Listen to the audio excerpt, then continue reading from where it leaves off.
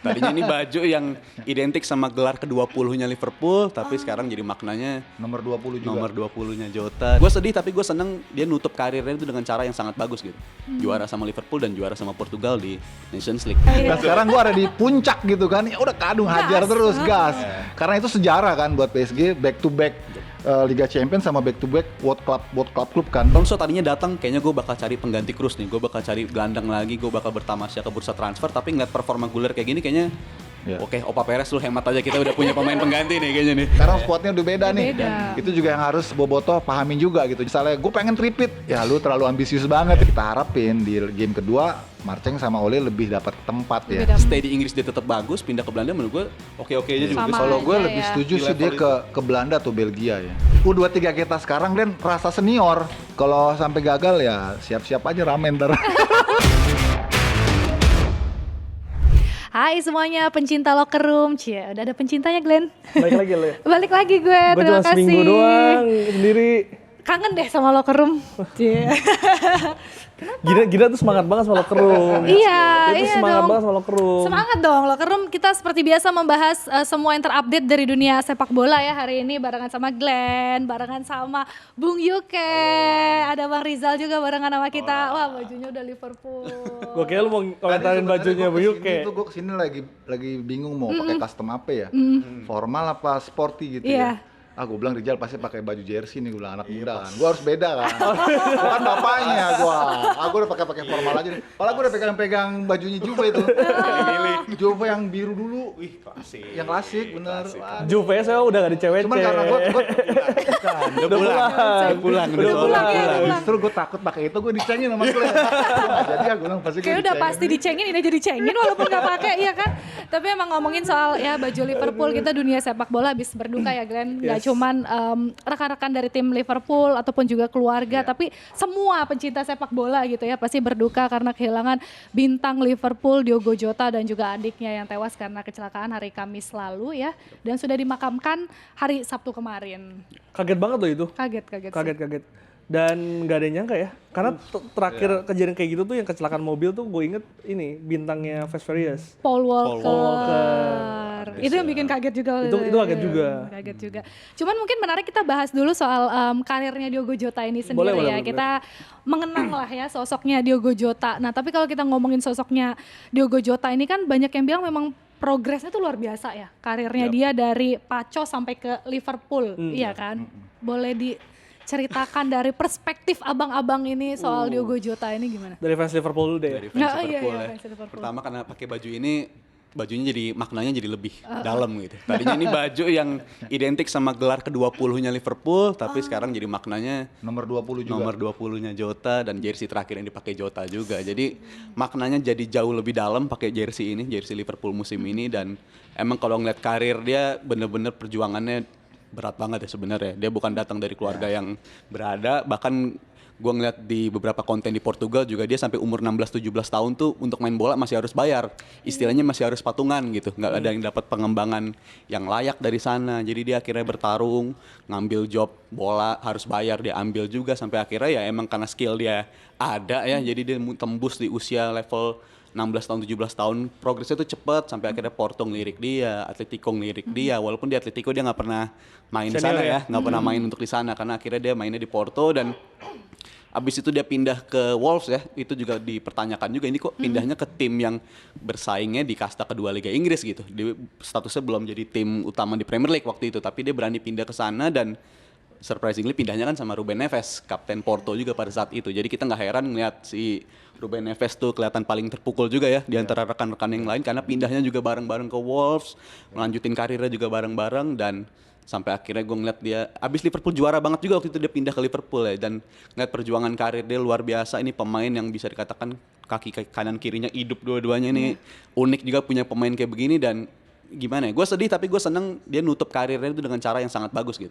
Juara sama Liverpool dan juara sama Portugal di Nations League dan gue yakin selamanya dia bakal dikenang dan ini cara meninggal yang menurut gue miris sih ya. Gue kasihan banget, bahkan kayaknya generasi kita belum pernah ngeliat ada pemain bola aktif yang kita tonton week in week out tuh meninggal di karir aktifnya lewat cara kecelakaan gitu. Menurut gue miris banget dan semoga gue sih ngadepin musim yang akan datang bagi Liverpool gak ada ekspektasi apa-apa sih karena gue nggak ngerayakin ini tim secara mentalitas siap untuk ngadepin hal kayak begini gitu. Habis Jadi kehilangan yang begitu abis berat kehilangan, gitu apalagi kemarin Liverpool, Alisson sampai bilang I'm just tired of being happy for 4 weeks in a row, karena dalam artian 4 minggu berturut-turut tuh ngerayain juara terus, karena juaranya cepat banget kan Liverpool kan, jadi ngerayain juara mulu dan akhirnya datang kejadian kayak gini, benar-benar nggak bisa dipersiapkan dan gue khawatir akan mentalitas tim ini di musim akan datang sih. Tapi momen apa yang menurut lu paling berkesan, yang paling lu ingat kalau lu ingat nama Diogo Jota?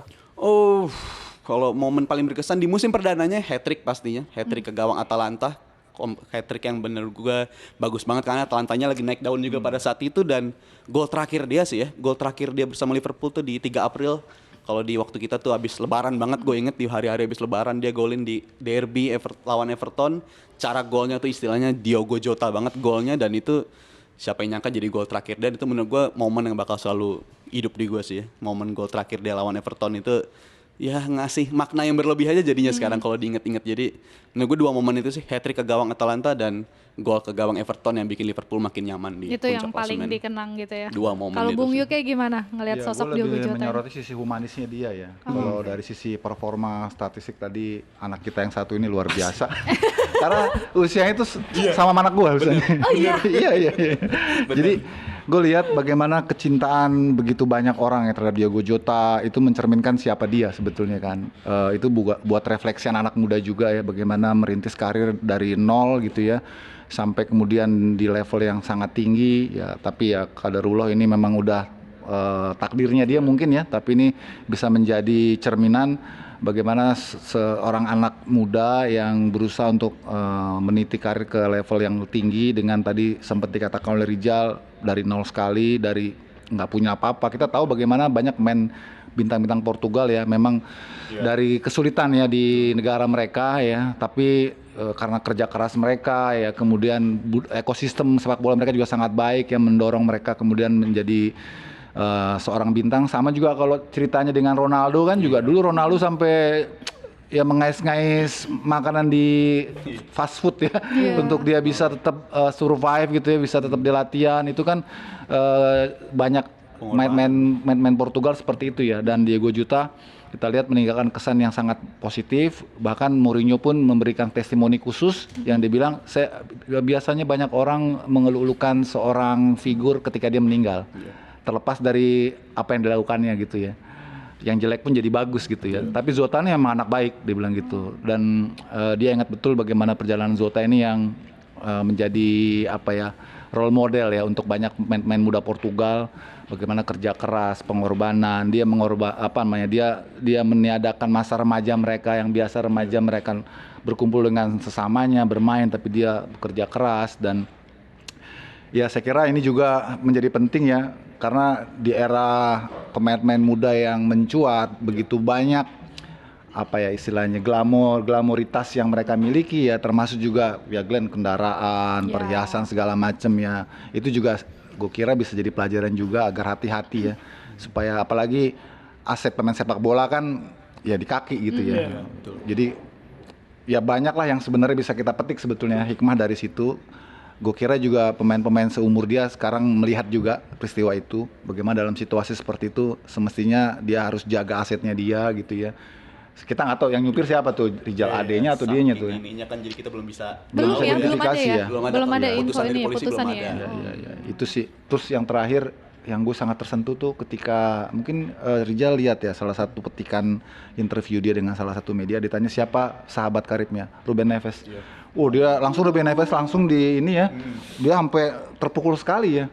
Artinya kan dia nggak melupakan orang-orang dekat dia yang berjuang bersama. Itu kan nilai-nilai humanis seorang anak muda ya, yang tidak pernah melupakan akarnya gitu loh. Itu yang menurut gue luar biasa sih. Dan gue ngeliat respon Liverpool akan kejadian ini juga sesuai Luar apa biasa. harapan orang Iya, yang mana dia mempensiunkan nomor 20 karena ya Itu luar Jota biasa nggak pernah sih. pergi. Iya. Jota juga nggak pernah pensiun, dia tiba-tiba pergi dari kita dengan kasus meninggal kayak begini ya.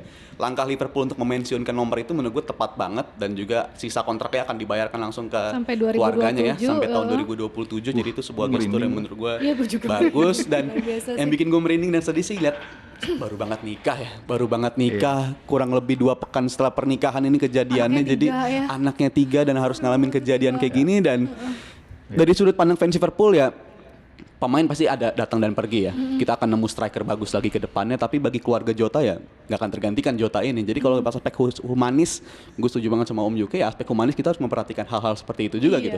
Striker datang dan pergi. Mungkin ke depannya Liverpool bakal dapat striker lagi yang bagus juga, tapi bagi keluarga Jota, bagi kampung halamannya Jota nggak bakal ketemu Jota lagi untuk ke selamanya gitu. Jadi ini sesuatu yang menurut gue menawarkan dimensi baru dalam kita mensupport bola, dan gue kayaknya abis ini nggak akan kayak waktu itu gue banyak lah fans Liverpool beberapa pekan lalu tuh mencibir tren Alexander Arnold kayak lu anak lokal begini-gini, lu gue harapin lu gagal begini-gini, kayaknya gue nggak akan masuk ke area sana lagi deh, karena lebih baik kita yang mereka pekerjaannya sepak bola, kita respect aja keputusan mereka apapun, kita support apapun keputusan mereka, dan ini menawarkan sesuatu yang ya kadang ada sesuatu hal yang lebih besar dari bola, dan itu mereka sesama manusia juga gitu.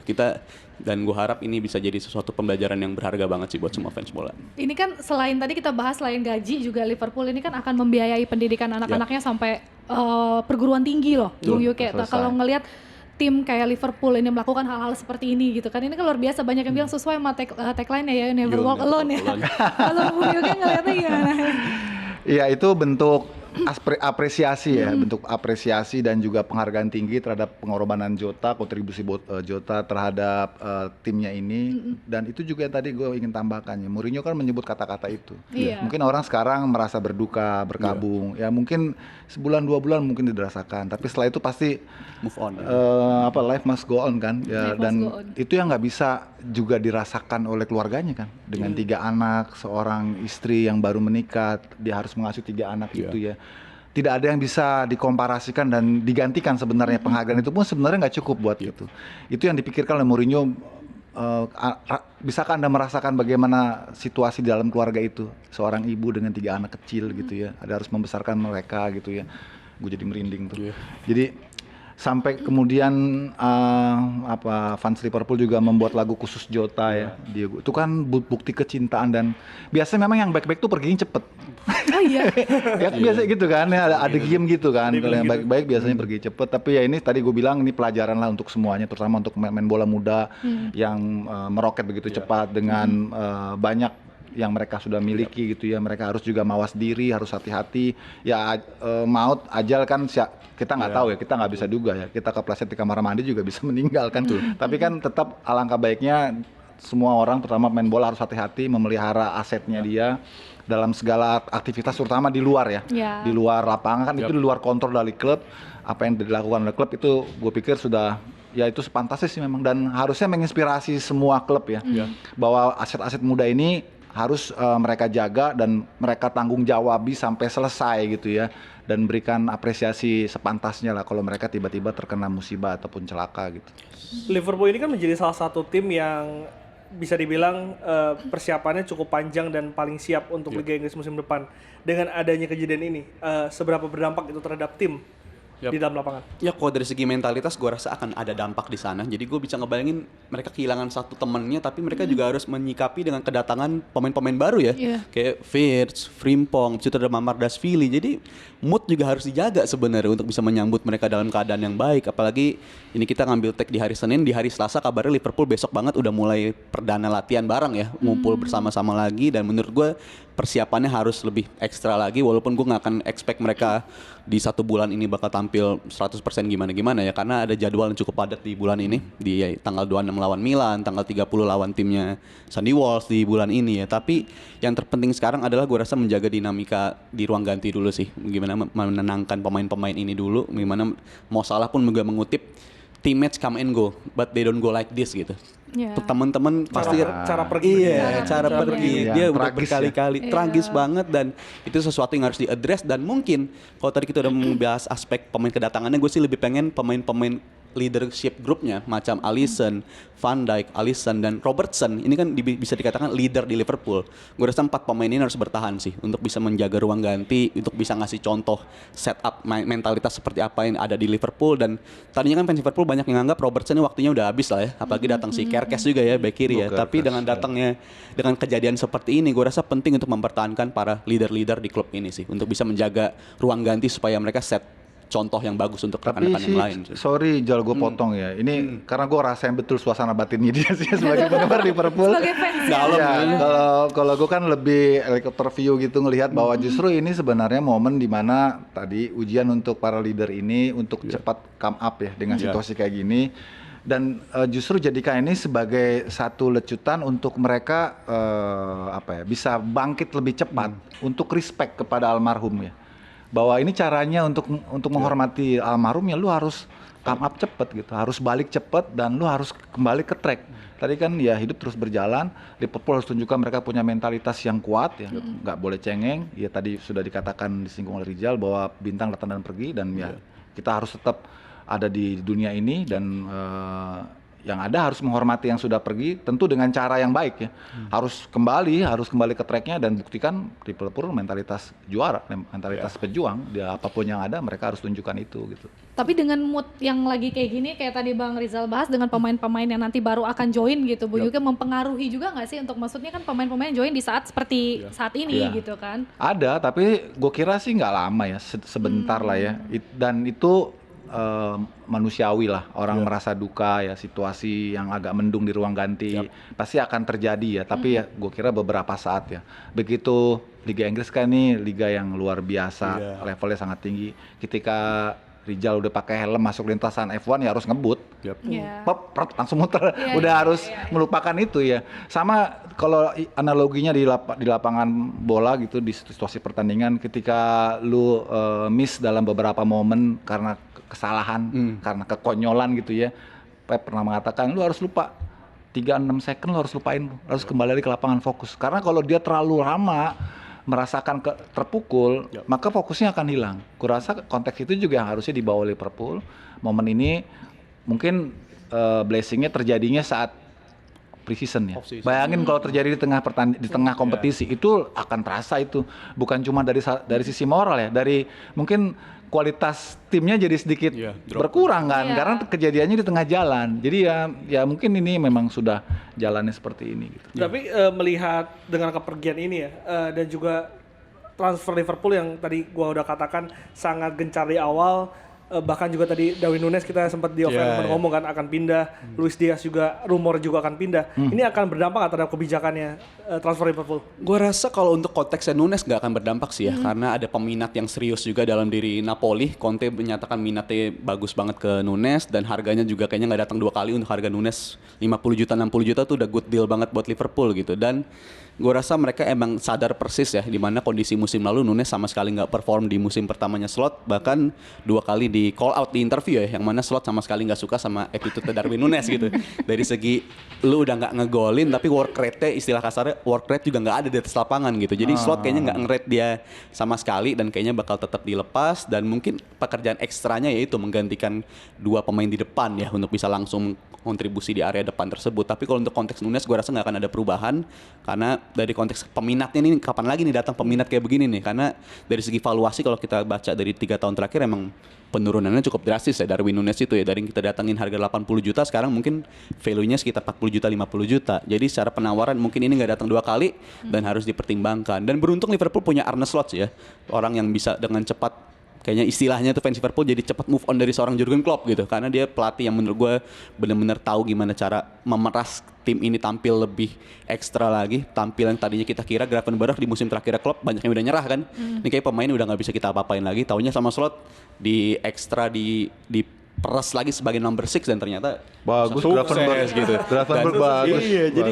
nggak perlu beli pemain baru gitu istilahnya, bisa ngubah pemain-pemain tersebut. Dan gue harap Slot bisa ngelakuin itu lagi, walaupun emang nggak bisa dipungkiri untuk posisi depan masih butuh 1 atau 2 pemain lagi sih untuk bisa merelakan Núñez pergi dan menggantikan pemain-pemain itu dengan pemain yang kalibernya lebih tinggi dari Núñez lagi. Dan di minggu ini tuh selain ada kabar yang menyedihkan dari Diogo Jota, kita juga tahu dari CWC sendiri ada Musiala yang cedera. Itu Iya.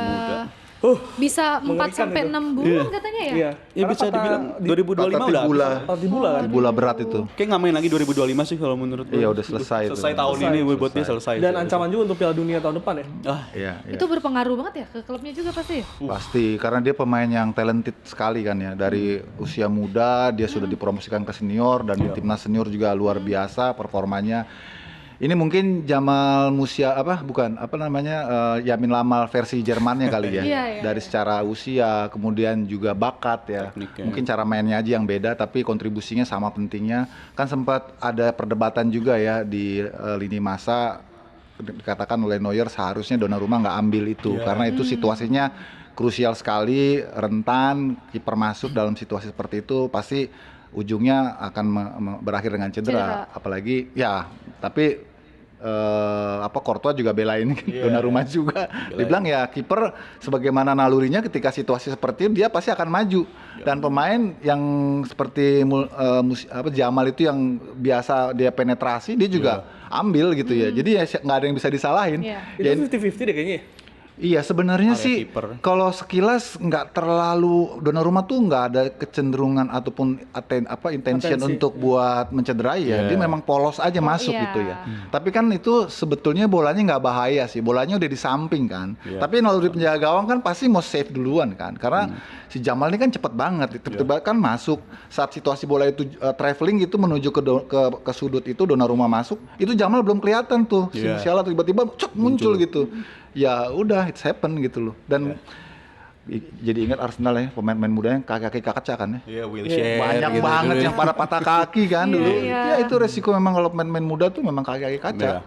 Dan ya Jamal sangat disayangkan sekali padahal ini performanya sedang ditunggu banget gitu. Dan ya mungkin 6 bulan bisa sembuh, tapi kan recovery-nya kan untuk return to sport tuh kan perlu pemulihan bukan cuman fisio tapi juga mental juga itu pasti perlu waktu yang lebih lama dan menurut gue sih nggak usah buru-buru juga lah, dia kan masih panjang masanya ya.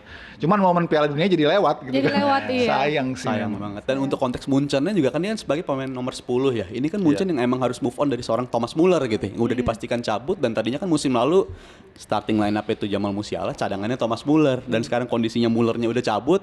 Si Musialanya malah cedera gitu. Jadi menurut gue tricky banget untuk Munchen, tapi gue justru menyorotinya si Vincent Kompany-nya sih menurut gue ya. Yang mana kan dia sebenarnya di bulan April sampai musim berakhir itu udah nggak main dia. Jamal Musiala tuh cedera. Jadi dia datang ke turnamen ini dengan kondisi yang sebenarnya belum 100% pulih ya. banget gitu. Dan bahkan di game pembuka atau game keduanya kan dia juga cedera lagi tuh. Dikasih ke menit bermain sedikit aja tapi udah berasa cedera lagi dan akhirnya dia ditarik keluar di pertandingan tersebut. Dan itu menurut gue kritikan untuk Vincent Kompany musim pertama ya, yang mana dia nggak terlalu percaya ke pemain-pemain yang lagi breakthrough atau dalam artian lebih muda lagi di antara dia, tapi dia terus memaksakan. Ini bukan kejadian pertama gitu bagi Bayern Munchen, pemain yang baru pulih dari cedera langsung dimainin dan cedera lagi. Karena di musim lalu kerap terjadi ke Alphonso Davies juga kejadian serupa, abis itu ke Upamecano kejadian serupa. Jadi ya tapi kan bisa dikatakan Kompany juga pelatih yang masih muda juga Bung ya. Dia masih belajar juga dengan kondisi-kondisi seperti ini, tapi ini gue rasa kondisinya akan dibayar mahal oleh Bayern Munchen sih ya bagi Vincent Kompany dengan terus memaksakan pemain yang sebenarnya nggak 100% langsung dikasih menit bermain seperti ini dan lawan tim yang paling inform di Eropa dalam artian PSG. Menurut gue tugas berat banget bagi Jamal Musiala dan cedera kayak begini nggak bisa terelakkan sih ya. Bukan cedera yang karena ototnya overuse tapi karena cedera kontak gitu, kontak dari pemain lawan. Jadi benar-benar cedera yang sangat bisa diantisipasi dan menurut gue ini pembelajaran mahal banget bagi Vincent Kompany untuk menghadapi musim baru tanpa dua pemain di nomor 10 yaitu Muller dan juga Musiala. Dulu juga pernah Djibril Cissé kan, waktu Liverpool kan patahnya gitu, patah tebu gitu, sama kayak itu kan. Jadi gitu ya. kakinya di kanan, yang ininya ke kiri gitu kan. Itu berlawanan. aduh ya. Dan Djibril Cissé setelah itu bukan jadi pemain yang sama lagi ya. Dia berbeda. Itu khawatirnya itu. Ada pemain yang abis cedera parah berubah udah bukan lagi pemain yang sama, tapi ada juga beberapa yang sukses ya, kayak Florian Wirtz tuh rekannya sesama Jermannya itu kan dulu cederanya juga ACL parah banget, bahkan grade paling tinggi juga di ACL, tapi abis itu performanya balik dan malah lebih bagus dari ketimbang sebelum dia cedera. Dan tapi kan beda-beda pemain, beda orang, beda reaksi. Cuma kan jadi tricky ya itu ya. Kita kan jadi bertaruh dengan situasi ke depan kan. Kita nggak tahu apakah pemain ini bisa bangkit lagi, apakah malah semakin drop ya. Kecenderungannya kan takutnya drop ya. Karena ini kan pemain yang sangat talented sekali buat terutama buat Jerman sih menurut gue buat Piala Dunia sih. Kalau di timnas Jerman kan memang sekarang boleh dibilang fase yang agak berat ya. Setelah kemarin mereka gagal di Euro, di Piala Dunia yaitu dia perlu pemain-pemain seperti Musiala ini lebih banyak gitu ya. Dan sekarang satu mutiaranya hilang gitu. Untuk ngedevelop yang baru kan kagak gampang ya. Itu yang gue rasain sih karena gue Jerman sih. Jadi gue ngerasa aduh, jadi gue nggak mikirin Munchen sebenarnya sih. Kalau Munchen kan emang biasa ya, banyak bintang yang bisa datang, dia bisa rekrut repot ya kalau di Di timnas timnas Jerman ya. kan, wah, kapan lagi kemarin udah gagal di kandang sendiri, masa ini gagal lagi gitu ya. Gagal, terakhir Tapi gagal. hasil CWC ini enak, menarik juga kalau kita bahas ya. Ya. Karena ada beberapa yang menarik juga sebelum nanti kita bahas. Tadi kita udah bahas dikit ya kalau PSG Real Madrid siapa. Tadi gue oh, siapa Bang Rizal gitu. Dia udah jawab sih Real Madrid sih katanya. Oh, udah ditanya dulu. Entah kenapa Madrid sih. Tapi gue liat PSG itu salah satu tim yang paling serius di CWC ini dari Ya. awal sampai sekarang tuh dia Iya. nuruninnya betul-betul full tim. Ya kayaknya mau menang lagi aja. Iya makanya. Iya kan? Tadi kan maksudnya banyak yang Mentalnya mengkritik mau bahwa banyak klub yang melihat CWC ini tuh ya udah ya udahlah gitu cuman kayak pre-season, tapi kayak PSG ini beda ya. Apa yang membuat PSG ini begitu serius banget di CWC? Yang anggap gitu kayaknya tim yang gak ikutan kayaknya ya.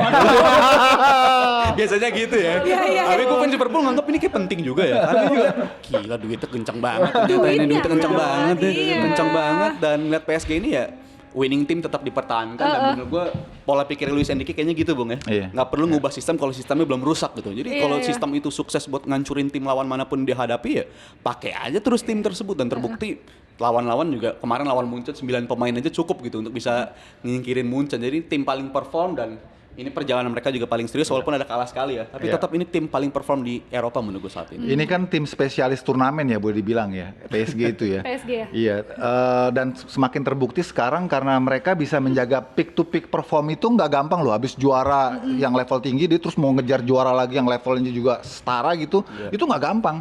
Tapi memang Enrique ini didukung oleh skuad muda yang sangat berbakat ya. Semua punya rasa lapar ya dan punya energi yang besar gitu, ambisi yang terus menggebu-gebu itu kan dia coba maksimalin sebetulnya ya. Tapi setelah ini apakah bisa jaga di kompetisinya ya nggak tahu juga karena nggak gampang tuh, dia harus peak to peak terus gitu ya. Tentu harus ada periode namanya pemain kan ada fase turun juga ya.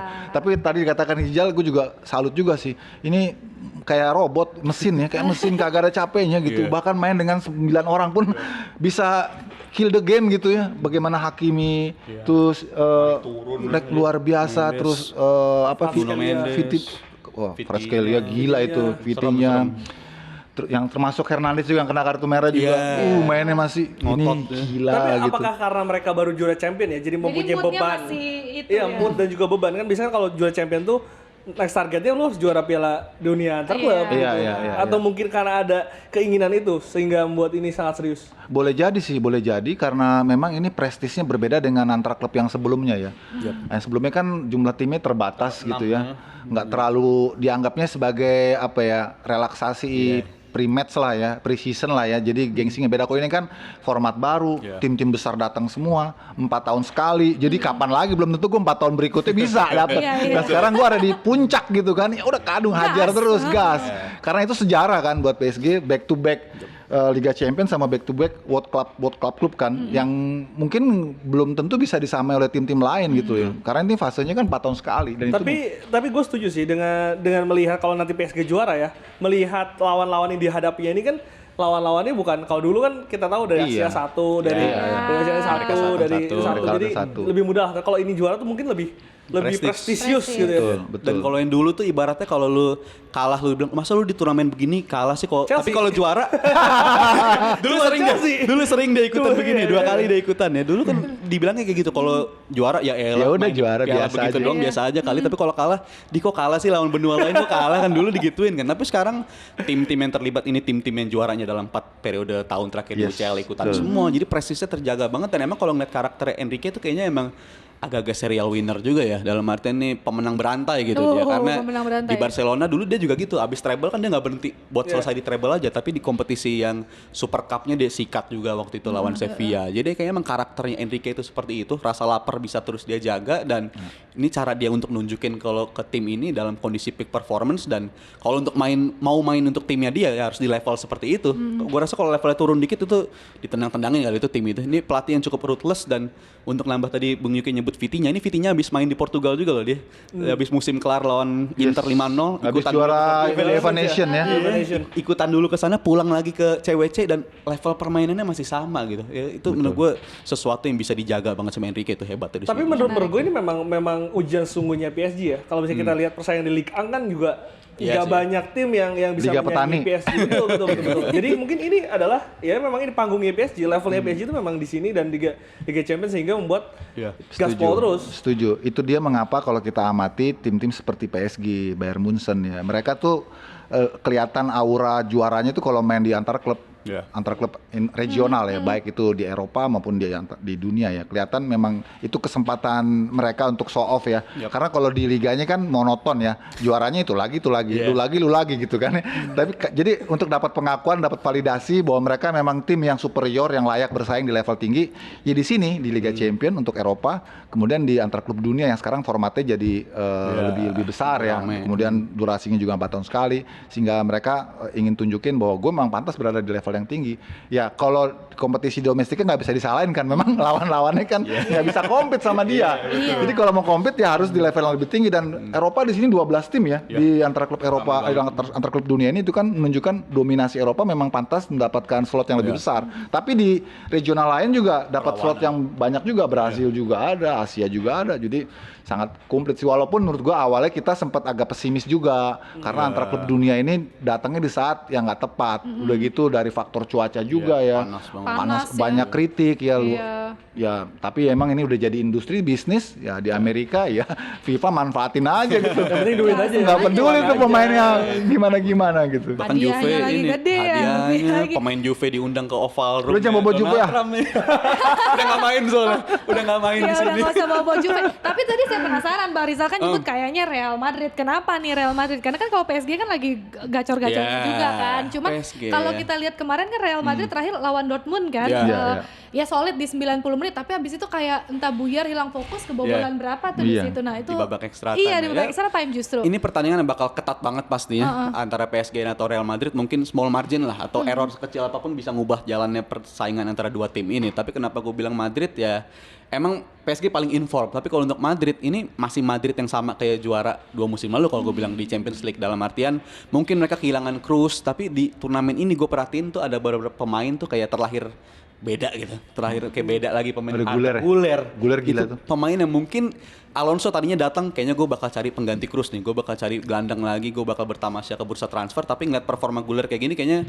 Ya. oke, Opa Perez lu hemat aja, kita udah punya pemain pengganti nih kayaknya nih, kita udah punya anak muda ini bisa dimanfaatin. Dan gue senang ngeliat performa tren setelah di awal start turnamen ini buruk ya, bisa dikatakan performa tren begitu jelek, tapi di pertandingan setelah itu dia meningkat banget, bahkan ngasih assist ke Gonzalo Garcia dan Fran Garcia kemarin ya di pertandingan lawan Dortmund. Jadi ini tim Madrid yang menurut gue masih berkembang bersama Alonso, dan gue selalu punya rasa salut ke Alonso ya, gimana dia bisa ngubah mentalitas Leverkusen jadi tim yang lapar akan juara. Dan gue ngeliat kayaknya di Madrid ini malah jadinya tadinya kita anggap ini Madrid, di locker room juga gue tonton di episode Bang Aldi Bawazir ya, dia bilang ditonton. ini kayaknya harusnya nggak usah ikutan gitu Madrid di sini. Tapi nggak, kondisi sekarang kayaknya dia bisa manfaatin ini sebagai pramusim, tapi dalam artian serius juga dia ngebentuk tim ini, dan Mbappe udah balik ke reguler lagi. Ini tim yang bisa jadi aspek bahaya sih di CWC kali Dan ini faktor bahaya. kalau konteksnya untuk pertemuan mereka ini Iya. lebih ke emosinya Mbappe sebenarnya sih. Oh lu juara setelah gue pergi sih. Kan Mbappe ini one man team sebenarnya kan. Dia Madrid kan selalu ngambil pemain-pemain yang seperti itu kan. Dan kemarin boleh bilang fail lah. Begitu dia pergi malah tim ini PSG-nya juara malah. Lebih unit mainnya, lebih kompak, kagak ada dulu selalu ngelayani ke Mbappe, sekarang lebih unit kan ya. Kemudian pemain-pemain mudanya meningkat pesat, ya, bintang-bintang yang sebelumnya nggak terlalu kita kenal ya. Si apa yang belakangnya tuh Yang mana? Oh, Due. Wah, itu gila. Terus Kvaratskhelia luar biasa. Terus kemudian Dembele yang sebelumnya jadi pesakitan di Barcelona, di PSG jadi Sehat wah, terus. luar biasa. Jadi sehat terus. Jadi semua mereka ngerasa udah nggak ada bintang, semua kita sama nih, Kita satu sama, level nih, iya, udah iya, pokoknya main unit. Jadi itu. Nah sekarang Mbappe nih harus bukti nih, dia kan di Madrid sekarang ketemunya PSG, pasti adalah sedikit ini kan emosinya kan kebakar kan. Gue mesti buktiin bahwa gue memang ya gue superstar gitu, gue layak diperlakukan seperti dulu ketika di PSG. Sekarang Madrid yang lakukan itu, ya gue harus berikan yang terbaik buat Madrid. Nah ini pembuktian, tambah lagi sekarang pelatihnya juga sedang ini kan punya ambisi besar lah. Alonso dia ingin buktiin lah bahwa dia memang di legendnya Madrid, nggak cuman hebat sebagai pemain tapi juga sebagai pelatih. Kita lihat ini semifinal yang menurut gue idealnya di final. Iya. Gue Tim juga. sejarahnya kaya banget kan ini bener harusnya Karena di ini bakal final. seru banget kalau di final. Sangat Madrid lagi kan. Dan itu yang bracket sebelahnya Chelsea lagi sama Chelsea sama Fluminense. Fluminense. Aduh. Itu Enggak, kayaknya tunggu. gampang banget break sebelumnya kita coba kita lihat ini kan kayak Ada ya? banyak tim-tim dari Liga Iya. Saudi, dari Amerika Liga Latin. Asia Amerika ke sana ya, banyak ya di bracket atas ya. Di bracket sana. Iya, katanya ada yang salah. Iya, nggak usah di-play. tapi Kita bahas Chelsea aja. tapi Chelsea kayaknya memang beruntung sih, maksudnya dengan banyak pemain baru terus lawan-lawan juga nggak gitu Nggak yang Iya. nggak gitu banget ya. susah ya. Betul. Di atas kertas bisa mereka kalahkan gitu ya Betul, lawan. betul. Kalau Chelsea sebenarnya gue bilang sih Jar lebih nothing tulus sih mereka sih mainnya. Ikutan aja ya? Nothing tulus terus dapat grand prize gitu. Tiba-tiba maju. Tiba-tiba Senang. Iya Kenalin. dan ada catatan beberapa pemainnya terutama yang paling superior ya Palmer ya. Semakin matang gitu ya. Terus Enzo juga kelihatan sudah mulai menemukan lagi identitasnya di lapangan tengah. Ngelihat tim ini main lebih fluid ya. Mungkin karena nggak ada bintang yang mesti mereka harus servis gitu ya. Semua equal dan Palmer benar-benar situ jadi jenderal baru menurut gue. Dia lebih nyaman kalau main nomor 10 memang dia. bebas Enak gitu bener dia free roll gitu posisinya. Ya itu yang gue lihat dari Chelsea sekarang sih. Iya, dan gue sih menyoroti uniknya turnamen ini ya, yang mana mereka memulai di grup stage itu Joao Pedro statusnya belum pemain Chelsea, tapi di semifinal bisa didaftarin, bisa langsung main gitu. Iya. Itu kan unik juga nih sebenarnya. Bisa diregis, Bisnis banget. bisa Bisnis diregis, bisa langsung Iya. main tuh unik. Tapi kalau ngomongin dari Chelsea-nya, gue setuju Palmer kayaknya udah 2 musim berturut-turut masih jadi pemain paling penting ya, pemain Iya. paling krusial yang dimiliki Chelsea. Dan musim lalu kan Chelsea ini sebenarnya gue sebagai fans Liverpool yang paling gue pikirin Chelsea, karena sampai Boxing Day atau sampai Desember poin paling dekat ke Liverpool tuh Chelsea sebenarnya. Mereka hanya berjarak 2 poin di Boxing Day, tim yang bisa menyaingi Liverpool sampai tengah musim, tapi habis itu mereka ngedrop. Dan itu menurut gue nggak mengherankan karena statusnya di musim lalu tuh mereka tim rata-rata usia paling muda loh, 23 tahun, 24 tahun, dan emang Itu dia. nggak ada sejarahnya di Premier League tim bisa jadi juara Premier League dengan rata-rata usia di bawah 25 tahun. Jadi emang mungkin musim lalu Belum matang ya? waktunya Chelsea, belum matangnya Chelsea, tapi di musim yang akan datang dengan pengalaman yang udah mereka dapat Kemarin di juara musim Conference lalu. League kan ya? Iya. Terakhir. Iya. Jadi Juara di ada situ. aroma-aroma itu juga yang buat anak Aroma muda ini kemenangan gitu. semakin ya pede Iya, gitu kan. pede. Pemain muda tahu oh gini juaranya. Oh ini mereka enak yang gua ternyata. Ayo, gas ini lagi. ayo coba Iya. lagi musim depan, dan pengalaman musim lalu menurut gua kan sangat berharga banget sih ya. Apalagi mereka juga ya untung mereka ownernya juga nggak pelit sih ya, duitnya Iya. royal banget, dan datang pemain baru Joao Pedro udah datang, Bino Gittens juga udah datang. Statusnya masih pemain Dortmund tapi udah ikutan ke lapangan sama Chelsea ke tangkap kamera ya. Itu juga unik banget baru gue lihat kali ini di kasus pemain kayak begitu, dan menurut gue Chelsea ancaman serius sih buat Premier League musim depan. Gue Iya. untuk ngomong Kalau kita lihat sedikit ke belakang kan ketika pas rejimnya Roman Abramovich turun ya, itu kan kekhawatiran luar biasa ya. Gejolak ya? Gejolaknya luar biasa dan kita nggak yakin mereka bisa recovery cepat. Tapi ya rejim yang baru gue pikir cukup tangkas juga ya untuk menyiasati situasi yang ada dengan beberapa make up sedikit yang gue kira juga cukup penting lah ya untuk pembaruan Chelsea ke depan dengan banyak main muda. Terus sekarang kemarin dia bisa menangin Conference League itu kan nunjukin bahwa mereka sudah going back to the track gitu ya, udah kembali ke track. Bahkan sekarang masuk semifinal ini bonus sih menurut gue sih, mereka sampai ke semifinal ini bonus. Apalagi kalau bisa ke final ya. Tapi hati-hati ini Fluminense kemarin ngalahin Al Hilal ya. Al Hilal ngalahin City kan. Jadi ini Tricky. kita nggak tahu nih karena kalau udah di babak semifinal kan semua tim bagus semua gitu dan Brazil Tapi kalau kan Bung Yuki lihatnya lebih ke Fluminense atau Chelsea yang akan melaju ke harus ada wakil dari ini sih dari Amerika Latin, Latin sih, ya, biar seru ikutan. sih. biar seru ya? Dan gue rasa Fluminense dengan gaya Fluminense, berhasilnya dengan ya kita tahu mereka punya kemampuan power game yang sangat bagus. Mereka udah buktiin ngalahin Al Hilal. Dan menariknya memang selalu kalau antar klub dunia ini ujungnya itu Eropa ketemu Amerika Latin Amerika sih. Latin. Kalau Chelsea yang lolos ya udah kita nggak heran lah ya. Ya. Tapi gue berharap ini Fluminense bisa membuat kejutan gitu. Berarti kan kalau Bang Rizal Fluminense melawan Madrid di final kan? Kalau PSG. PSG gue. Fluminense ketemu PSG. Berarti Chelsea Madrid aja lah. Chelsea Madrid aja deh, berarti kalau gitu ganti. Chelsea Madrid. Chelsea Madrid lah ideal. Iya, Iya seru ada. ya. Ya seru banget, dan selain itu juga gak kalah seru nih di dalam negeri juga kan. Oh, iya. Ini lagi rame banget, hadiahnya juga besar banget. 5,5 M. 5,5 M. Luar biasa Piala ya. Presiden 2025 kemarin udah mulai ya. Kemarin udah mulai Persib Sport FC, Ya, sore malam pengantar. ada Rock Sport dan Indonesia All Star. Dibuka di GBK. Olex. Di GBK cuma sekali doang match-nya. Abis itu ke Bandung ya? Iya, ke Bandung, iya. Openingnya dulu. Kenapa ya? Gue penasaran sih maksudnya. Kalau gue sih sebagai penonton merhatiin lapangannya. Oh iya semalam Iya, sih. kemarin kan banyak Semalam. kritik juga. Gue Mana lihat nih, juga lapangan mana nih? Bandung kan Bandung. Jalak ya kurang enak gitu ya. Mungkin karena udah lama nggak dipakai barangkali. Karena kan GBLA juga abis ini. Iya, nggak bisa lah. Kemarin kan banyak copot rumputnya. Dia Iya. ngambil foto. Iya, Kan rencana awalnya kan di GBLA rencana GBLA. awalnya. Karena situasi kayak gitu kan jadi nggak dikasih kan sama pengelola. Oke. Tapi kalau kita lihat Ini pertandingan menarik dulu nih. ya mungkin ya. Iya. Di Persib Bandung kemarin kalah 0-2 dari Port 0-2. FC. Ini satu tim yang nggak bisa dikalahkan Persib di musim lalu nih. Selain Dewa United yang juga ada di grup yang sama. Bung Yuke dulu deh melihat Port FC dan juga Persib, di mana Persib kemarin menurunkan hampir semua pemainnya, rotasi dan juga pemain barunya kemarin diturunkan semua di babak pertama. Iya, kalau gue lihat memang Persib sebenarnya babak pertama tuh punya beberapa kesempatan, beberapa peluang.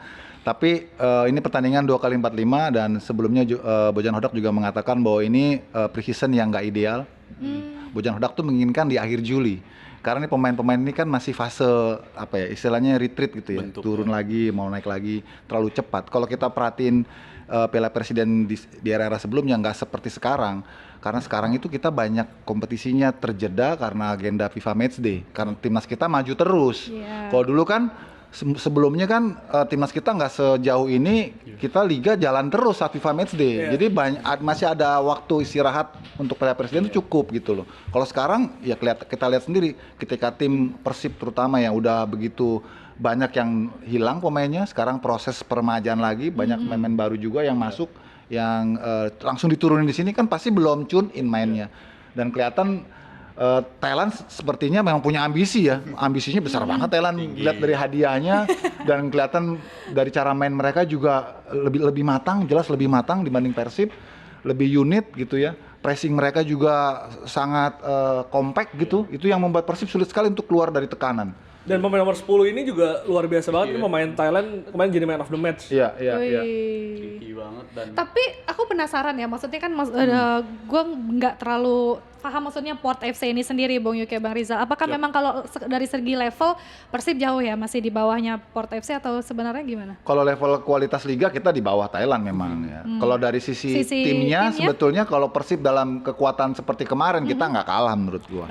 Tapi Persib sekarang kan 180 derajat nih, berbeda banget, hampir semua pemain intinya ya. Pemain inti ya.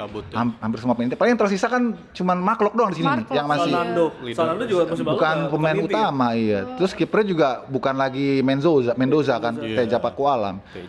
Ya, sama ada Malis paling ya yang masih ada di sini kan. Iya. Selebihnya kan banyak pemain baru, Dewangga baru, ada lagi Uliam Baros baru, terus Gocekea baru. Jadi banyak pemain asing yang baru pertama kali main di Liga Indonesia juga. Iya. Jadi beda gitu kan.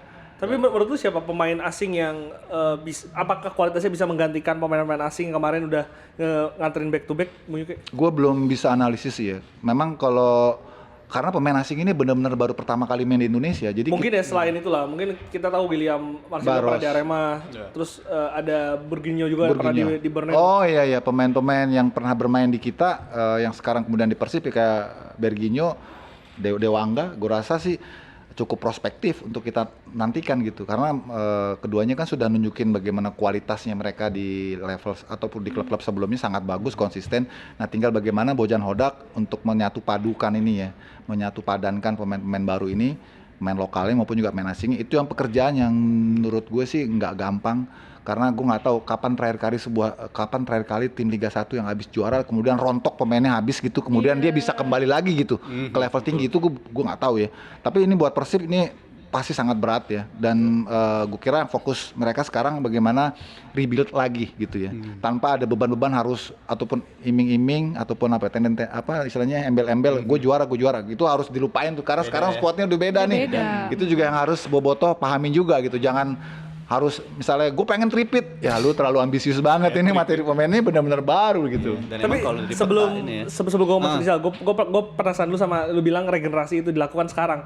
Di saat kemarin memang secara usia pemainnya kan memang udah lumayan senior kan. Iya. Ini momentumnya pas nggak dilakukan sekarang? Ya harus dilakukan, harus maksudnya paralel ya.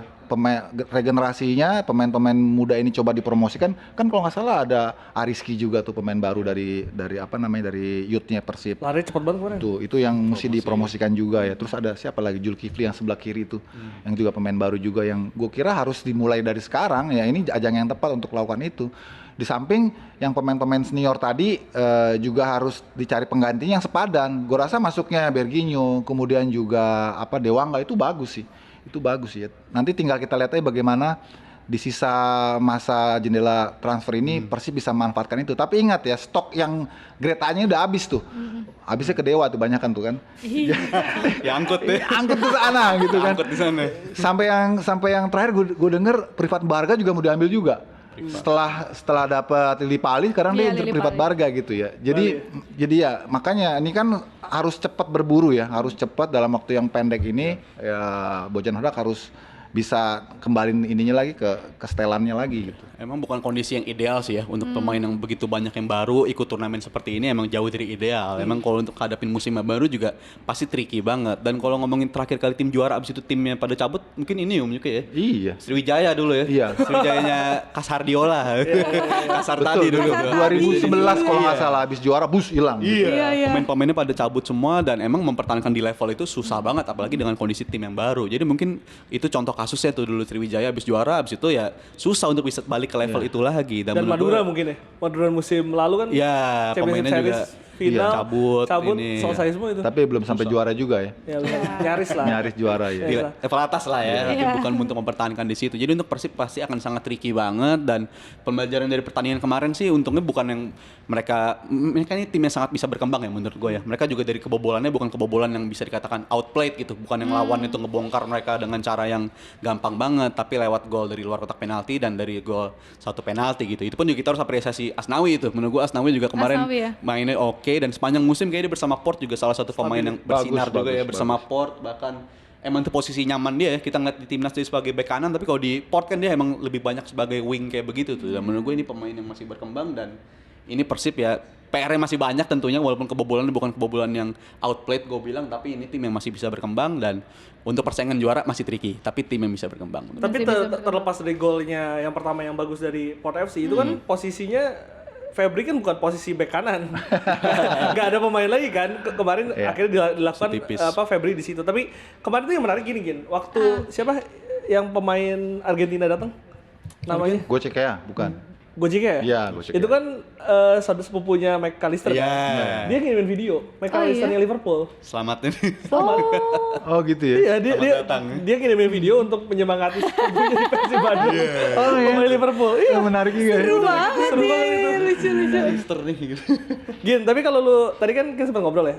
Gimana menurut lu pertandingan yang kedua selain Persib Bandung? Menurut gue ya, ini kan 6-3 skornya. Memang kalau kita dengar 6 ya jauh, tapi menurut gue cukup seru untuk disaksikan. Indonesia All Star-nya juga bisa memberikan perlawanan, Bung Yuke. Iya nggak sih? Maksudnya kebobolan 6 tapi kita bisa balas dengan 3 gol tuh sesuatu yang baik Iya. loh. Maksudnya, Kalau gue sih ngelihatnya lebih ke pertunjukan nih. pertunjukan Lebih ke ya. show-nya sih. Show-nya kan? Ini kan kalau boleh dibilang Piala Presiden ini miniaturnya kayak NBA All Star Game lah. Mainnya agak kebuka, Iya, biar iya, bisa banyak creative chances gitu ya, banyak opportunity goal scoring gitu ya. Dan itu tergambarnya justru di pertandingan yang di GBK. Yang di GBK kan? Dibanding yang di Jalakarupat Iya. gitu kan. Jangan taktikal banget. Iya, karena ngebosenin. memang itu dia. Gue pas ngeliat Rico Simanjuntak, wah kencang. ada. Wah ini orang gitu Dan kan. kalau dibandingin dengan Port FC, walaupun mereka traveling cukup jauh, tapi kan pemain All Star ini kan latihannya beberapa hari doang. Iya. Ketemunya berapa, iya iya kan? sih. Jadi lebih untuk sebagai kayak apa ya, Harlem Globetrotters dulu yang biasa main. Ya, kayak gitu-gitu bener kan? Dan ya, kalau melihat dari kualitas timnya jauh, jadi cara mainnya jauh. Oxford lebih matang. Iya. Dan gol yang diciptakan 3 itu oleh All Star juga kan duanya karena kesalahannya Oxford. Iya. Salah passing gitu kan. Tapi gol yang terakhir itu Satunya bagus loh. luar biasa itu. Terakhir ya, extra Iya, ya? itu memang create yang memang di konsep ya, itu gol yang paling bagus menurut Bagus gue. ya. Jangan sampai kayak ini, kayak MU ke Gejalil. udah friendly match 0-0. Benar, itu dia maksudnya. Terjadi itu. Betul. Makanya friendly match gini kan sebetulnya pengen ngasih hiburan ke masyarakat Iya, ya. betul. Jadi ya memang sudah seharusnya banyak gol gitu loh. Pengen ngasih hiburan tapi kayak kalau Oxford sama Port serius ya. Iya. Serius kan? Serius kayaknya. Hadiahnya kan Lumayan lumayan jauh-jauh gitu, juga jauh-jauh kan. masa nggak Nggak menang. serius. Dan itu jadi kurang enak kalau kita nonton serius dalam fase pre-season lebih ke entertain sebenarnya. Iya. Ya. Karena mereka jadi mainnya ngebosenin nih, serius karena taktikal gitu kan. Kalau kita kan pengennya kan lebih relaksasi nontonnya. Kemarin kan udah tegang nonton liga ya. Kayak ini kita ya harusnya easy gitu lah. Enjoy sih ya pertandingannya, Enjoy ya, enjoy kan? banget nontonnya. Tapi kalau serangan lu datang ngelihat gitu. itu gimana Bang Rizal? Ngelihat dua pemain kita, oleh Romelu dan sama juga Marceng. Marcelino. Ya emang banyak jadi perbincangan terkait aksi dari Ole kemarin ya. Tapi Yang gue justru juggling. tapi gue menyorotnya justru ini gue ngeliat pemain yang lagi kepercayaan dirinya lagi tinggi banget gitu. Ini kepercayaan dirinya lagi tinggi dan Dia berusaha banget pengen ngegol oleh. Berusaha. Iya kan? Berusaha. Aduh, mencoba enggak lagi. mencoba ya, tapi ya untuk Ole ya mereka dia layak ngelakuin itu. Menurut gue bukan maksudnya layak untuk ngelakuin jogging, tapi dia menunjukkan ini kan juga laga persahabatan, kompetisi inisialnya persahabatan, dan gue rasa sah-sah aja gitu dia Sah-sah ngelakuin aja. itu untuk Toh bisa di timnas percaya juga diri. dia sering, maksudnya pengen ya show off juga kan. Iya, Pemain Dia penting pengen kita pemain juga kan penting sekarang kan, dan itu terjadi. Dan ini pertandingan emang hibur karena gue sendiri kan di generasi ini kan lama nggak ngeliat pertandingan tarung bintang kayak begini Om Yuk ya. Jadi udah lama dan akhirnya terjadi lagi, jadi kayak nostalgia Gue gitu juga loh. baru ngeliat Dikumpulin kayak gini. lagi pemain begini Dan ini All Star ini kan lokal semua nih. Lokal semua. Itu kan merepresentasikan kita punya ya kan? iya. Jadi kayak ya gitulah, lebih banyak entertainnya sih. entertain dan lawan error itu 9 gol loh. hal. Wah, itu seneng kan banyak dung golnya. Hujan gol. 2-0 lah Hujan biasa gol. kan. Tapi bosenin banget sih di Bandung kemarin. Bandung banget. Tipikal ya. Bang, tapi kalau lu melihat Ole yang tadi kita udah bahas pengen banget ngebobol gawangnya Gawangnya Indonesia All Star ya. Indonesia All Star. Apakah ini juga memang kesempatannya membuktikan? Karena kalau kita lihat di musim lalu kan gak banyak menit Iya. bermain. Lino juga hanya debut di bukan hanya sih debut di FA Cup tuh sesuatu gitu. Tapi tidak begitu banyak lah dalam hal jam terbang. Iya, setuju sih. Pasti dia sedikit banyak dengan datang ke sini. Terus kan juga karena ada 2 orang ini kan, sehingga akhirnya pelatih juga paham ya bahwa ini adalah panggungnya harusnya yang mereka berikan gitu. Maksudnya untuk si Lino maupun juga Ole ya. Tapi ternyata Ole pun ya masih dalam proses untuk, ini namanya kan pre-season ya, masih usaha untuk kembali lagi ke level fitnessnya kan. Jadi belum kelihatan sebagaimana sebelumnya kita lihat dia, termasuk Marceng juga masuknya babak kedua ya. Babak kedua. Kelihatannya sih memang pelatih tuh lebih banyak memberikan kesempatan kepada pemain-pemain yang lain sebetulnya. Barangkali dan kita harapin di game kedua Marceng sama Ole lebih dapat tempat ya, Lebih dapat supaya ya. kita pengen lihat mereka main bareng gitu kan. Iya. Kemarin kan Kemarin main bareng ya. iya sebentar karena Marcengnya babak kedua kan. Tapi terakhir. Marceng tuh ada isu mau dipinjemin ke Belanda. Iya kan, kemarin isu-isunya. Nah, menurut kalau Bung Yuki atau Bang Rizal sendiri, apakah memang Marceng bagusnya ya coba untuk ambil tawaran dipinjemin ke Belanda itu, atau stay dulu di Oxford biar Jujur yang pengamat sepak bola Belanda ya. Wow, Belanda banget. Tapi ya tricky sih ya. Gimana gue masih happy untuk melihat dia di sini walaupun menit bermain di senior juga masih minim banget, tapi kan juga menit-menit hari-hari Marceng main bagus untuk kita kan juga ketika menit bermainnya lagi tipis juga gitu. Dia bisa tetap ngasih performa yang terbagus, dan menurut gue kan itu istilahnya masap mungkin Om Yuki ya. Masap ada yang bilang lu nggak apa-apa main di luar negeri, menit bermain dikit tapi kan yang penting level kualitas latihan lu terjaga gitu daripada pindah ke yang lain. Tapi untuk Belanda atau Inggris di level tersebut menurut gue itu pilihan mau baik stay di Oxford atau pindah ke Belanda itu pilihan yang paling bagus buat di Marceng. Jadi di stay di Inggris dia tetap bagus, pindah ke Belanda menurut gue oke-oke aja juga. Sama Kalau gue aja lebih ya. setuju Di sih dia level ke Belanda atau Belgia ya. Punya kesempatan lebih luas menurut gue untuk dia bisa main. Kalau di Inggris kan memang sudah ketat sekali ya. Bahkan pemain-pemain diaspora kita yang di Inggris aja merotol semua tuh ya. Iya. Dustin Hubner, Nathan. Nathan Itu Gamal. mereka yang udah lahir besar di sana itu. Kalau kita sekarang Marceng kan quote on quote seperti dipromosikan, diorbitkan Iya. kan. Bukan karena diambil, tapi memang dipromosikan. Jadi begitu pas bermain di sini nggak dapet tempat ya, menurut gua dia harus cari tempat yang bisa dia main gitu. Berarti masih sulit untuk Marceng bisa menembus tim utama Oxford ini ya? Iya, gua rasa agak.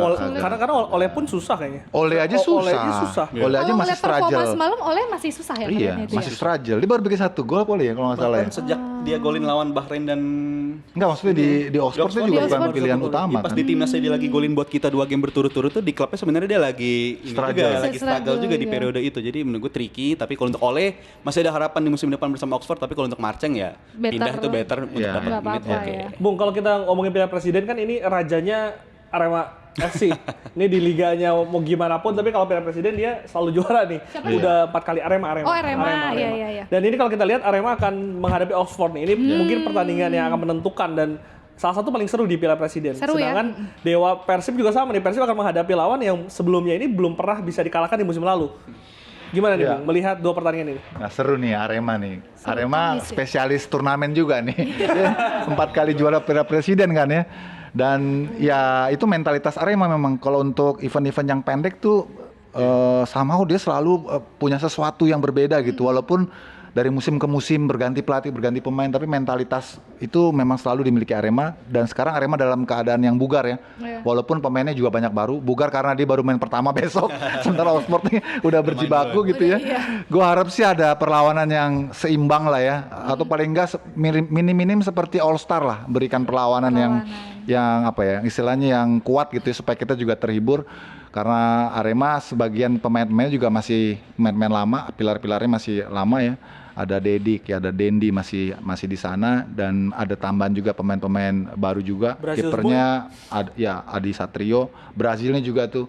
Gue lihat di sini sih pemain-pemainnya ada Valdeci, playmaker, kemudian Moselin, winger itu Brazil juga. Dalberto Paulinho. masih ya? Dalberto gue belum tahu. Terus ada lagi satu pemain muda yang sekarang sedang dipromosikan, Farezi. Farezi yang ya dulu sempat masuk timnas U19 era Sintayong. Kemudian dia ke Spanyol, terus dia balik ke Indonesia dan sekarang diambil sama Arema untuk buat regulasi. Kan nanti Liga 1 ada regulasi kelahiran 2004 kan. 45 menit sama kalau kemarin kan 2003 kelahirannya. Kalau sekarang yang 2004. Nah, ini sepertinya buat slot itu dan gue pikir dia juga akan tampil di sini.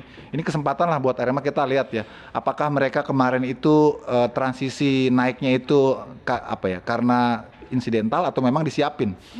Soalnya kan kemarin Arema nyaris tergelincir juga Glenn ya. Terus di akhir-akhir kan sama juga dengan Madura, dia boost up-nya cepet gitu kan. Nah sekarang momennya dia untuk cepet kembali lagi ke tracknya karena menjelang Liga 1, ya disinilah ajangnya. Ya kita akan lihat nanti.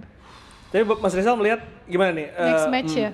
Arema. Karena kan ini kalau nggak salah juara grup ini akan bertemu di final dan juga Iya. posisi kedua ini akan memperebutkan peringkat ketiga. Iya betul. Siapa yang mungkin akan melaju ke final Piala Presiden? Udah langsung final. Oxford punya peluang gede ya, walaupun Oxford kalau kita lihat ya bisa dikatakan masih tricky banget di sana, dan Oxford sendiri kalau berkaca dari pertandingan kemarin belum yang superior banget ya, masih Iya. banyak error yang bisa dipaksa sama pemain All Star kita gitu, paksa bikin error ya. Error is one thing, tapi sih bisa memanfaatkannya kan hal yang berbeda, dan itu yang dilakukan sama pemain-pemain All Star kita. Dan menurut gua tapi Oxford punya kualitas yang cukup dari segi serangan, jadi kayaknya bisa nganterin mereka ke final. Tapi kalau untuk Dewa ini tim yang paling gua antisipasi juga sih ya, karena permainan musim lalu juga salah satu yang paling Paling oke oke. banget, dan Dewa. persiapan mereka menghadapi musim baru kayaknya juga makin oke lagi. Dan menurut gue ini pemanasan yang ideal gitu untuk Dewa untuk mempersiapkan Iya. diri di musim depan, dan dapat lawan yang kualitasnya juga menurut gue oke semua yang ikut di turnamen kali ini. Dan kayaknya Oxford lawan ini kayak ideal banget ya, lawan Dewa gitu kayak Dewa bakal ya? ideal banget ya. Bukan Oxford lawan Port ya? Port ya. Harus ada wakilnya. Harus ada wakil kita dong. Ideal tuh kalau Dewa. Gue yakin Iya, kalau gue yakin juga. Port ketemu Dewa, gue masih pegang Dewa ya. Dewa Dewa Pegang ya. Dewa ya. Asal Dewanya nih sebagiannya, maksudnya yang dimainkannya masih tim yang kemarin, yang baru-baru nanti dulu dah. Kayak ada Lili Pali, Iya. terus Clippers. iya kan Clippers. Nanti dulu lah, mau lihat yang ini dulu nih, yang kemarin kan. Mereka kan masih pengen nunjukin tuh. Kalau dari cara main tadi kata Rizal, yang paling enak dilihat sekarang ya memang cara main ya. Ya Dewa gitu Dewa loh. ya. Karena mainnya enak, terstruktur, proaktif, progresif, terus klinis gitu ya. Dan idealnya memang ya mudah-mudahan besok mereka bisa show off gitu ya. Kalahin Port, paling nggak ngebales lah dari Persib yang kemarin dikalahin, bisa dibalas sama Dewa. Solidaritas ya, Jadi solidaritas. bergabung ya. Tapi nanti berikutnya lawannya Persib Iya. juga pasti nggak mau kalah juga sama Iya. Dewa kan. Bu Yuki, tapi gue penasaran ya dengan melihat persaingan Liga 1 musim depan ya. Kita tahu kan Persib Bandung tadi lu udah sampaikan regenerasi total. Malut yang awalnya Oh, ini sama itu. menjanjikan tapi ada internal kemarin yang mungkin bisa mengganggu di situ. Iya, iya. Siapa yang paling kuat? Dewa atau Iya. ada tim Ini lain? kalau bicara sekarang ya, kita belum tahu nanti perjalanannya akan ada perubahan seperti apa yang signifikan. Tapi kalau dari sekarang kita amatin, memang yang kelihatan menjanjikan itu justru bukan tim Persib ataupun tim Malut yang kemarin ranking ya. Malut bahkan 22 pemainnya habis tuh. Jadi benar-benar baru benar gitu. Justru kayak Persebaya, kayak Dewa, itu malah yang menurut gua Bayangkara Bali? itu yang Bali gue belum tahu ya, karena gebrakannya masih belum terlalu gencar ya. Iya. Itu sih yang gue kira. Madura mungkin yang gue kira mereka akan jadi apa ya, kontender juga gitu ya.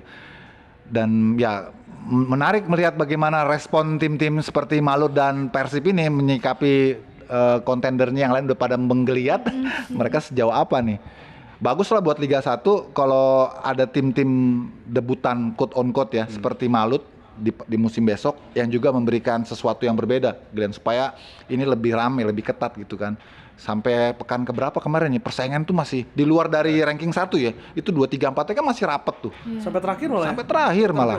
Jadi gua harap sih musim depan ya kayak gitu ya. Tinggal mungkin nanti gantinya di atas sih beda, bukan lagi Persib mungkin. Ya. Jangan marah Boboto ya. Mungkin Dewa yang di atas, ini yang ngejar-ngejar gitu kan. Kan ya kalau dari sekarang seperti itu kesannya gitu ya. Kita akan tunggu aja jendela transfernya gitu. Tadi Bang Rizal pengamat Belanda kan, kata Bung Yuki kan, tahu banget Belanda kan. Nah, saya mau nanya nama yang baru, ada Frank van Kempen. Bener nggak sih nyebutnya? Oh iya, yang bener. Bener. asisten Kempen, kan? Bener. pelatih U20 ya? U20. Siapa dia, Bang Rizal? Jelaskan kepada kami. Untuk latar belakang ya bisa dikatakan dia kentalnya di area-area kelompok umur ya. Kelompok umur dia kental banget dan menurutku bisa diharapkan dari sana. Dan untuk pemain-pemain yang diprospekin sama dia juga beberapa tuh pemain-pemain yang emang berkarir di Belandanya, akhirnya ada beberapa yang tembus lah ketika dia ada di sana. Jadi emang bisa diharapkan di sana, dan gue sih ngeliatnya emang timnas kelompok umur kita kan juga bakal banyak turnamen-turnamen yang bakal dihadapin ya. Menurut gue penting banget untuk bisa mendapatkan pemain-pemain atau orang seperti ini, pengalamannya juga di area yang sana. Dan ini banyak banget ya orang-orang yang latar belakangnya emang latar belakang di pelatihan kelompok umur dan dibawa ke sini dan ngelakuin apa yang dia emang bisa gitu dan terbukti di daerahnya. Jadi menurut gue ini sesuatu yang bisa berguna banget untuk kita, walaupun apa yang akan dia lakukan kita masih ngawang-ngawang juga nih ya. Dan kan karena banyak banget gerbong-gerbong yang berdatangan dari area sana, dan menurut gue sih kalau ngeliat dari CV-nya, apalagi ngeliat dari timnas Belandanya yang paling gue sorotin itu ya emang bisa diharapkan bisa lebih lah, apalagi turnamen yang bakal dihadapin juga turnamen bergengsi semua yang kita hadapin. Tapi nama ini tuh kan nggak masuk radar rumor ya, tiba-tiba langsung muncul dan salaman. Ya, menarik memang melihat bagaimana sepak terjang dua pelatih Belanda yang menangani tim junior kita ya, Van den Burg U23 dan Kempen ini yang di U20. Kita akan lihat ya, karena kan boleh dibilang sepanjang 3, 4 ataupun 4, 5 tahun terakhir ya, ini kan kelompok umur ini juga kan dipegang oleh Sintayong ya. Ini kan banyak pemain-pemainnya juga dari sana juga kan.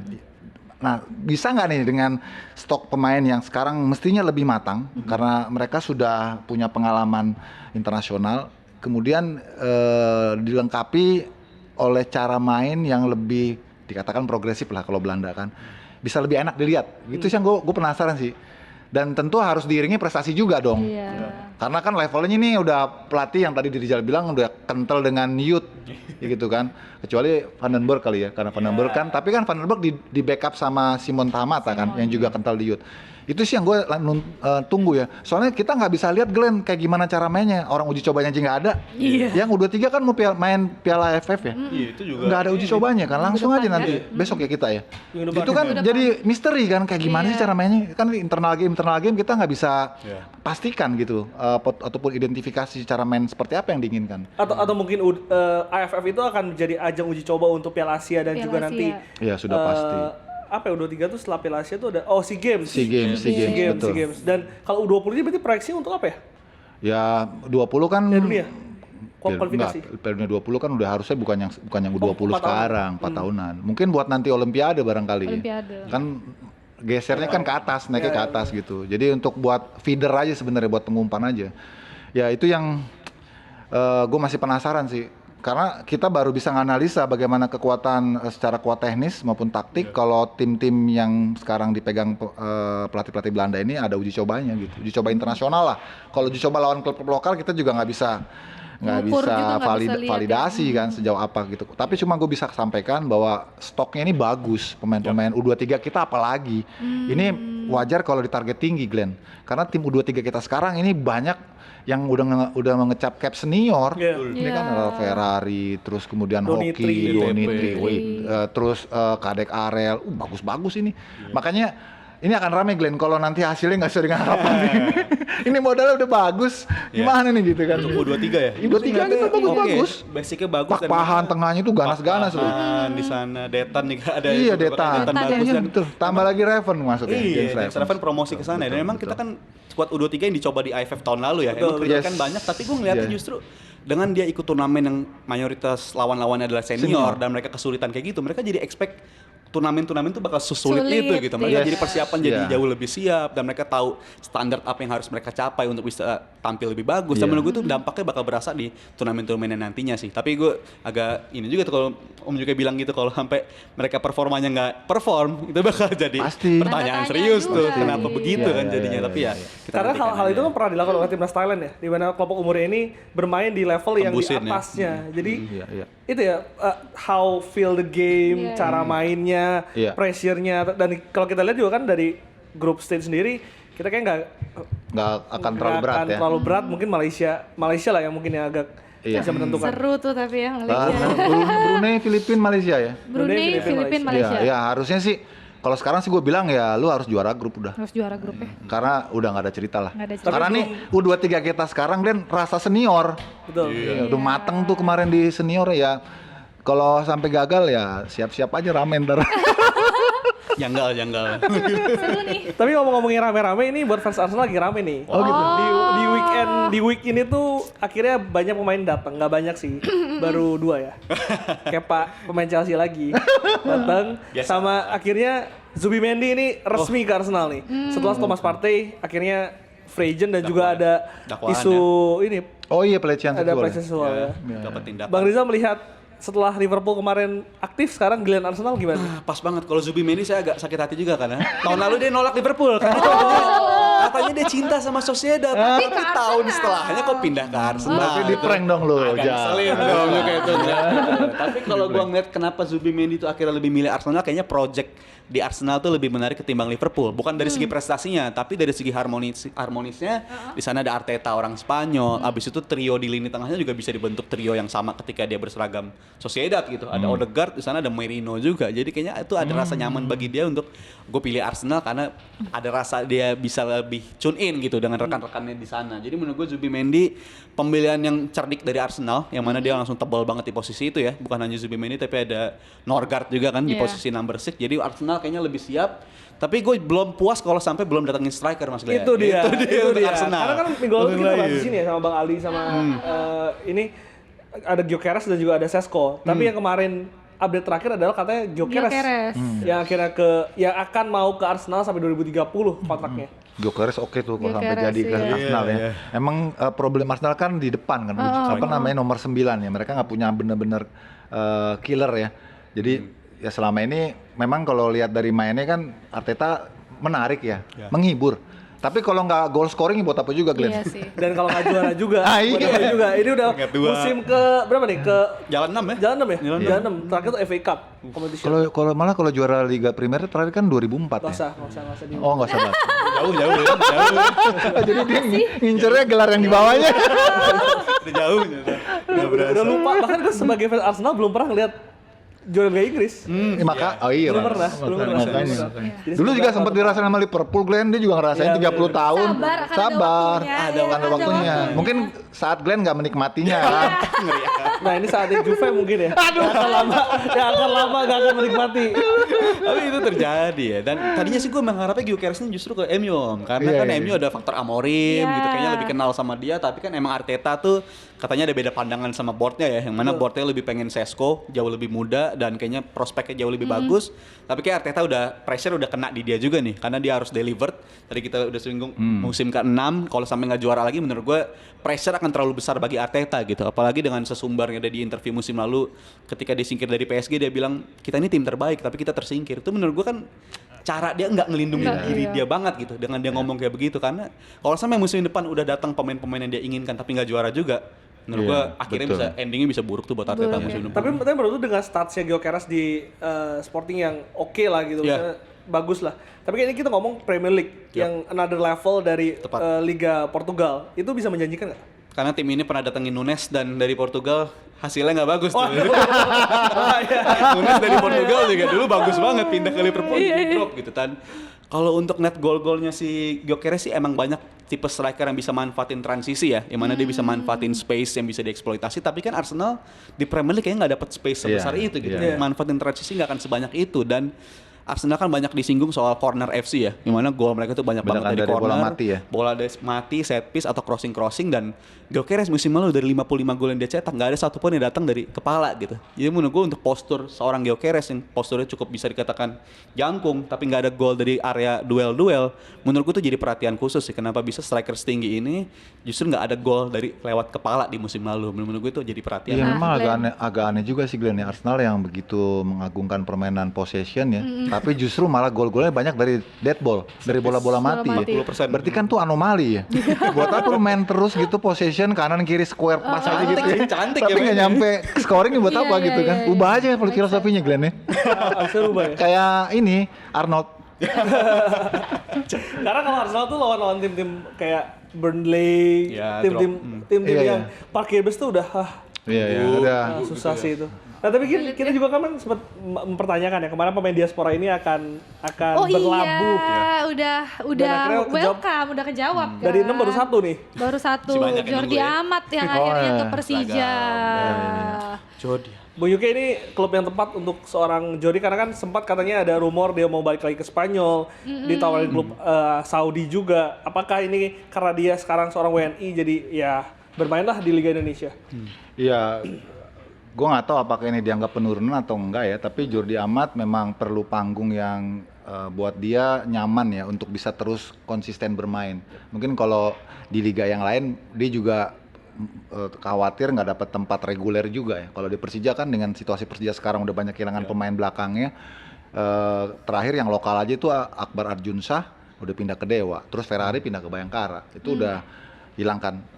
Rizky Ridho juga lagi digoda-godain nih kan. Iya. Jadi dia perlu leader baru juga di belakang dan buat Persija dan buat kita di Liga Indonesia menguntungkan gitu ya. Gue nggak tahu kalau dari sisi Jordi Amat apakah ini penurunan karir gitu kan. Iya, iya. Tapi ya seumur dia sih memang nggak banyak yang bisa kita expect juga sih Glenn. 30-an ya dia? 33. Jadi 33 ya kita harap sih dia bisa tampil konsisten dan yang kita inginkan kontribusinya buat timnas kan sebenarnya kan. Iya. Ya, itu yang penting sih kalau usia dia gitu. Dan di Persija ini kan banyak pemain muda ya mungkin Iya, dia bisa jadi leader lah bisa ya. jadi leader karena saya sempat dengar ya salah satu pemain timnas mengatakan ya di locker room itu yang nge-lead itu adalah seorang Jordi Amat mungkin. Bahkan juga kalau di podcast maksudnya biasanya kalau pemain timnas ditanya siapa yang cocok jadi pelatih, rata-rata jawabnya Jordi Amat, Jordi Amat gitu kan. Betul. Dan kayaknya katanya juga pemahaman akan taktiknya di atas lapangan tuh berguna banget bagi rekan-rekannya gitu ya. Dan Iya. kalau di Football Manager game kan ada istilah jadi understudy gitu. Ini Iya. pemain-pemain muda bisa berdampak banyak banget. Transfer ilmu dari Iya. Jordi Amat tuh bakal penting banget menurut Karena gua. gue inget waktu itu Ferrari pernah bilang pemain-pemain